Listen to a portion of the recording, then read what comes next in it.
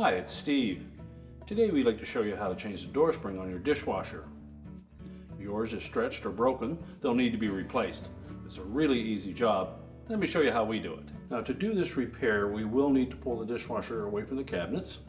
So we begin by disconnecting the power. So locate the electrical panel, turn off the appropriate breaker or remove the appropriate fuse.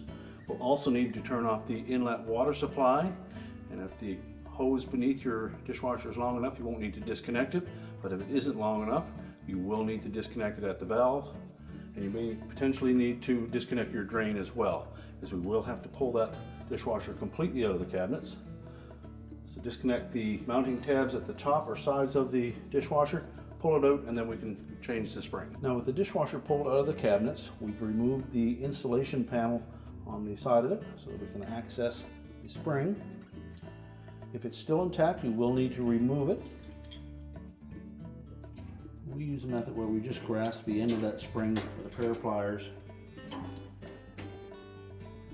pull it forward to stretch, and then just release that door link. And unhook the door link from the old spring and discard it.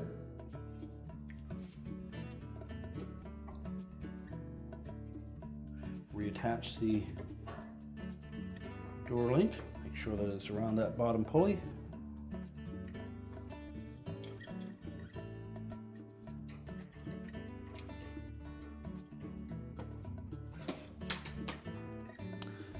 And stretch it till we can hook it onto our door. Make sure their link is lined up on both of those pulleys. There's nothing interfering with the spring.